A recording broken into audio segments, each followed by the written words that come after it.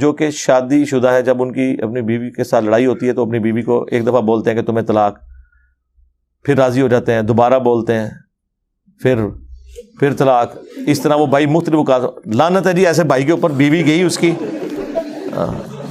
3 بار تو بول چکے ہیں، بار بار بولیں، کتنی بار بولیں گے؟ یہ تو اہل حدیث کے نزدیک بھی طلاق ہو چکی ہے، کیونکہ یہ تینوں الگ الگ مجالس میں ہو چکی ہے۔ تو یہ جو طلاق والا معاملہ ہے نا، انتہائی ناپسندیدہ چیز ہے۔ ابو داؤد میں حدیث ہے، اللہ کو حلال چیزوں میں سب سے ناپسندیدہ طلاق ہے۔ کیوں؟ اس لیے کہ یہ پورے کا پورا اسلامی معاشرہ میاں بیوی کے بانڈ کے اوپر چل رہا ہے۔ طلاق کے بعد بچوں کا کیا بنے گا؟ معاشرے کے لیے ناسور ہوں گے۔ یہاں تو ستیلی مائیں بچوں کا مینٹل ماڈل بدل دیتی ہیں، اور جہاں طلاق ہو جائے وہاں آپ کیا ایکسپیکٹ کریں گے؟ یہ کیا ہوگا؟ اس وجہ سے اسلام نے تو اسے ناپسند کیا۔ سب سے بڑی چیز جس میں طلاق ہو سکتی تھی وہ بے حیائی ہے۔ تو سورہ نساء میں آیا کہ اگر عورت بے حیائی کرے تو اسے اپنے بستر سے الگ کرو، پھر بھی نہ باز آئے تو اسے مارو، لیکن مارنا اتنا نہیں ہے کہ اس کا کوئی حلیہ بگاڑ دینا ہے، چہرے پہ نہیں مارنا، یعنی جس طرح چھوٹے بچے کو ڈانٹ ڈپٹ کی جاتی ہے۔ وہ تو بڑا اچھا موقع تھا کہ اللہ تعالیٰ کہتا کہ ڈائریکٹ طلاق دے دو، ایسی تیسی ایسی زنانی دی، تو آخری درجے تک اوائڈ کیا جاتا ہے۔ بخاری مسلم میں حدیث ہے کہ عورت ٹیڑھی پسلی سے پیدا ہوئی ہے، اسے سیدھا کرنے کی کوشش نہ کرو، توڑ بیٹھو گے اس سے نفع حاصل کرو، اور اسے توڑنا، اسے طلاق دینا ہے، توڑ بیٹھو گے۔ نبی علیہ السلام کو اپنی بیویوں سے تکلیف نہیں اٹھانی پڑی، یہ حدیثوں میں تو بہت تفصیل سے آیا ہے۔ قرآن میں ہی پڑھ لیں، سورہ الاحزاب کے اندر پارہ نمبر 21 کا آخری حصہ سارا ہی اس لیول تک کہ اللہ کو یہ آیات نازل کرنی پڑی، اے نبی اپنی بیویوں سے فرماؤ کہ اگر تم دنیا کا مال اور دنیا کی عیش چاہتی ہو تو آؤ، میں تمہیں دے کے تو طلاق دے دیتا ہوں، اور اگر تم اللہ، اس کا رسول اور آخرت کا گھر چاہتی ہو تو اسی مفلسی کی حالت میں میرے نبی کے ساتھ فقر کی حالت میں گزارا کرو۔ تو یہ تو عورتوں سے تکلیف تو اٹھانی پڑتی ہے۔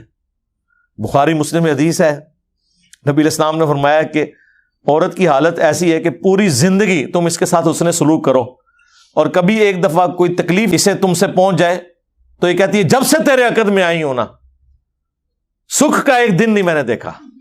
یہ بخاری مسلم دونوں میں حدیث ہے، اور یقین کریں اس کا تجربہ بارہا ہم خود بھی کر چکے ہیں۔ اور جب تجربہ ہوتا ہے تو غصہ نہیں آتا، بس نکلتا ہے صدق رسول اللہ صلی اللہ علیہ وآلہ وسلم۔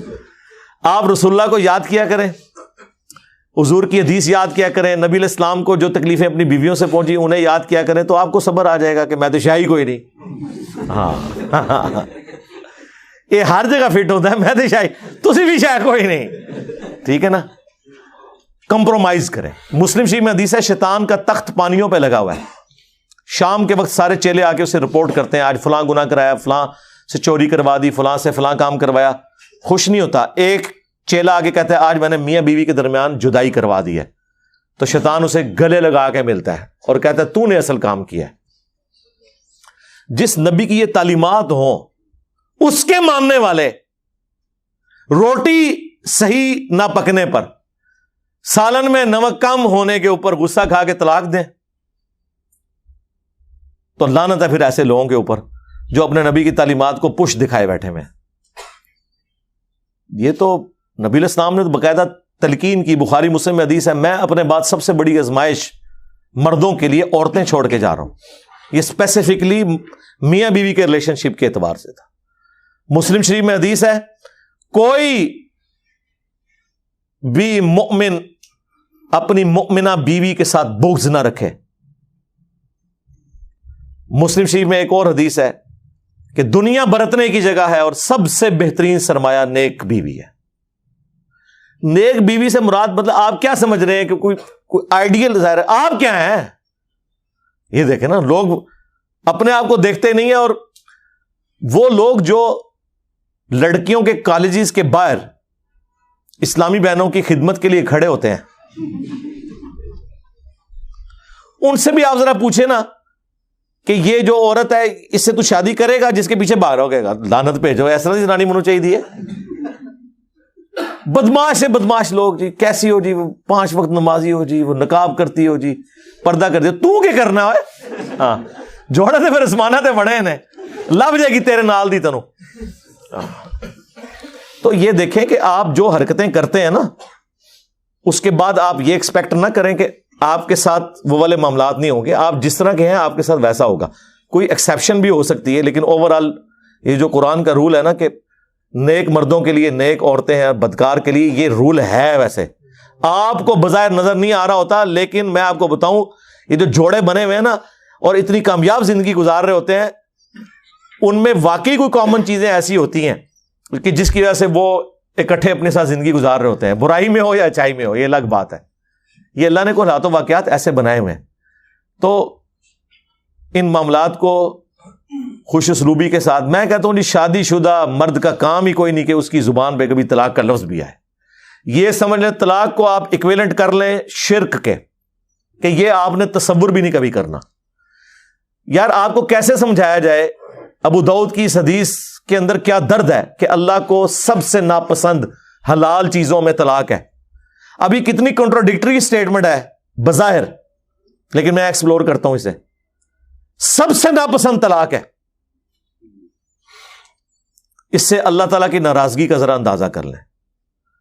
اور لیکن ساتھ کا حلال, حلال اس لیے کہا کہ بعض اوقات جینون ضرورت پڑ جاتی ہے.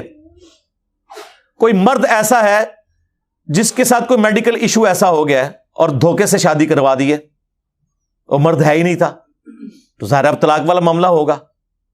کوئی مرد اتنا فنیٹک ہے کہ اپنی عورت کو وہ اذیتیں دیتا ہے, تو اب اسے اپنی جان بخشی کے لیے یا تو جان بچا لے یا اپنا گھر بچا لے, مجبوراً طلاق لینی پڑتی ہے. حلال اسے اس لیے رکھا گیا ایز اے لاسٹ ریزارٹ, بعض اوقات طلاق کی ضرورت پڑ جاتی ہے, ورنہ تو عورتیں غلام ہوتی مردوں کی. اگر طلاق دینا جائز نہ ہوتا, یا طلاق لینا یا خلا لینا جائز نہ ہوتا, یہ تو غلام بنا کے رکھتے ہوئے جس کے ہاتھ بھی آ گئی تو آپ جس طرح جانور پالا ہوا ہے زنجیر کے ساتھ وہ اس کی غلامی رہے گی. تو یہ اللہ نے اجازت دی. اس سے مراد یہ نہیں ہے کہ جو ناجائز طلاقیں دی جا رہی ہیں وہ اللہ تعالیٰ نے ان کو حلال قرار دیا ہوا ہے, نہیں. جامعہ ترمذی میں حدیث ہے, جس عورت نے بغیر وجہ کے طلاق لی جنت کی خوشبو بھی نہیں پائے گی. اسے وائس ورثہ بھی کر لیں. ہاں, یہ نہ سمجھے کہ یہ عورت کے لیے ہے. یہ نہیں ہے کہ قرآن میں جتنے مردوں کے لیے سیکھے آئے ہیں تو عورتیں مبرہ ہیں اس سے.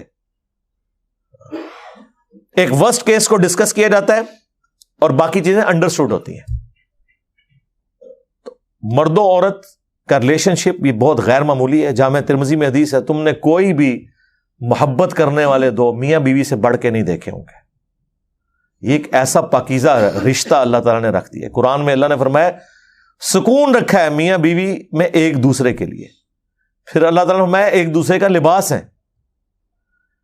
یہ جو ڈراموں میں یہ جو مرد و عورت آپ کو دکھائے جا رہے ہیں نا, یہ ڈرامے ہی لگائے ہوئے ہیں, ڈرامے میں ہی ہے اور کیا ہے, ریئل میں تو نہیں ہے یہ سارا معاملہ اس طریقے سے جو وہ آپ کو جس طرح ایک عجیب و غریب قسم کے جہان میں داخل کر دیتے ہیں. یہ ایک بڑا متبرک رشتہ ہے جس کو اللہ تعالیٰ نے اپنے انبیاء کرام کی سنت ٹھہرایا, اور پوری آئلی زندگی سورۃ البقرہ میں اللہ نے ڈسکس کی ہے کس لیول پہ جا کے, صرف یہ بتانے کے لیے کہ اللہ کے نزدیک یہ کتنی اہمیت کی چیز ہے. اس لیے کامیاب مرد وہ ہیں جو رن مرید ہوں. ہاں, اور غصہ آئے تو نہ نکالیں, خود نکل جائیں. یار مولا علی اور سیدہ فاطمہ کی جب لڑائی ہوئی ہے, بخاری مسلم میں آیا ہے, تو حضرت علی گھر سے نکل گئے. یہ ہے تربیت. ظاہر مولا علی کی پرورش نبی الاسلام نے کی تھی. تو جب کبھی بیوی پہ غصہ آئے تو یہ جو کتنے ظالم قسم کے مرد اور ساسیں ہیں وہ عورتوں کو پورا پورا دن گلی میں باہر کھڑا رکھتے ہیں. آج کے زمانے میں بھی ایسے لوگ کر رہے ہیں. جبکہ حضرت علی علیہ السلام کا اختلاف ہوا ہے, یہ چھوڑ دیں غلطی فاطمہ کی تھی یا علی کی, یہ تو سیکنڈری چیز ہے. حضرت علی ڈومیننٹ ہونے کے باوجود شیر خدا, تو اڈے ورگا کوئی بزدل مرد نہیں, شیر خدا ہو کے گھر سے باہر نکل گئے. کیوں؟ اس کی وجہ یہی ہے کہ اس رشتے کو آپ نے اسی طریقے سے نبھانا ہے. وہ جو بخاری مسلم میں حدیث ہے, نبی علیہ السلام اپنی بیویوں سے 1 مہینے کے لیے ناراض ہو گئے تھے اور گھر کی چھت پہ شفٹ ہو گئے تھے, ایلا کیا تھا آپ نے, اور پھر آیات نازل ہوئیں. اسی دوران حضرت عمر کہتے ہیں میں ملنے گیا, پہلے تو امہات المومنین اپنی بیٹی کو جا کے ڈانٹا کہ یہ تم لوگ یہ کر رہی ہو.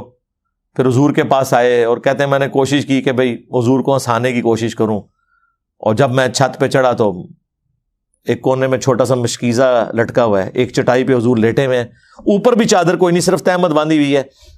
آپ اٹھے ہیں, جسم پہ چٹائی کے نشان. حضرت عمر نے رونا شروع کر دیا, یا رسول اللہ کیسر و کسریٰ دنیا کے مزے لوٹ رہے ہیں اور آپ اللہ کے پیغمبر ہو کے یہ آپ کی حالت ہے. آپ نے فرمایا لگتا ہے عمر ابھی بھی دنیا کی حقیقت تم پہ نہیں کھلی, کیا تم اس پہ راضی نہیں ہو کہ کیسر و کسریٰ دنیا کے مزے لوٹیں اور ہم آخرت کی سعادت. پھر سرکار حضرت عمر کا قبلہ ایسا صحیح ہوا ہے کہ نہ حرام کھایا نہ کھانے دیا کسی کو. اس طرح سٹرکٹ مینجمنٹ انہوں نے رکھی ہے اپنے دور میں. جس نے یہ سارے منظر خود دیکھے ہوں اور اگر وہ واقعی جینوئن مومن ہو تو وہ اسی طریقے سے اپنے پیغمبر کو فالو کرے گا.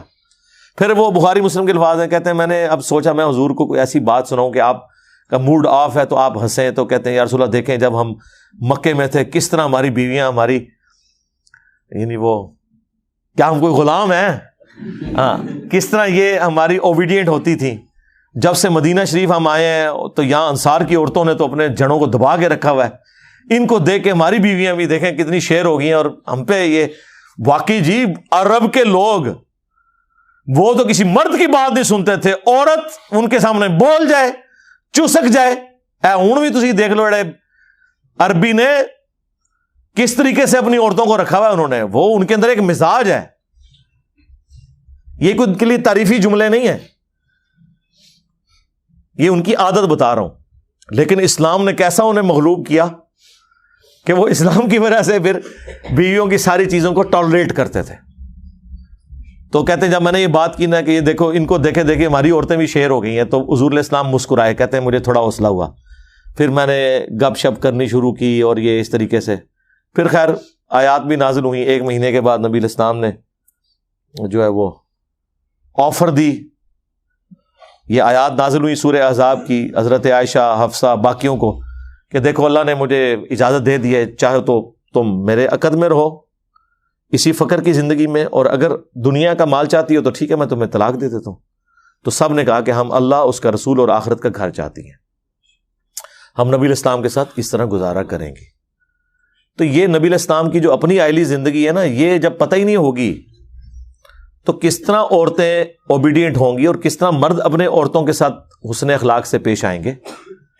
آپ کو تو یہ دکھایا گیا غصہ نکالنا ہے, بہادری یہ ہے کہ آپ اپنا غصہ کنٹرول کریں, اور سب سے بہترین حال یہ ہے کہ جب غصہ ایک گھر سے باہر نکل جائے اس جگہ کو چھوڑ دیں. اعوذ باللہ من الشیطان الرجیم پڑھیں جو بخاری مسلم میں آیا ہے. 2 بندے لڑ رہے تھے, آپ نے فرمایا میں ایک جملہ ایسا جانتا ہوں اگر یہ پڑھیں تو ابھی یہ سارا معاملہ ٹھنڈا ہو جائے گا, وہ اعوذ باللہ من الشیطان الرجیم, اور جگہ تو فوراً چھوڑیں جی, سیدھی سی بات ہے. ٹھیک ہے, دروازہ بے شک زور سے مار کے چلے جائیں, ٹھیک بات ہی تسی کرانا ہے, زنانی نو کچھ نہ کہو, ہاں بس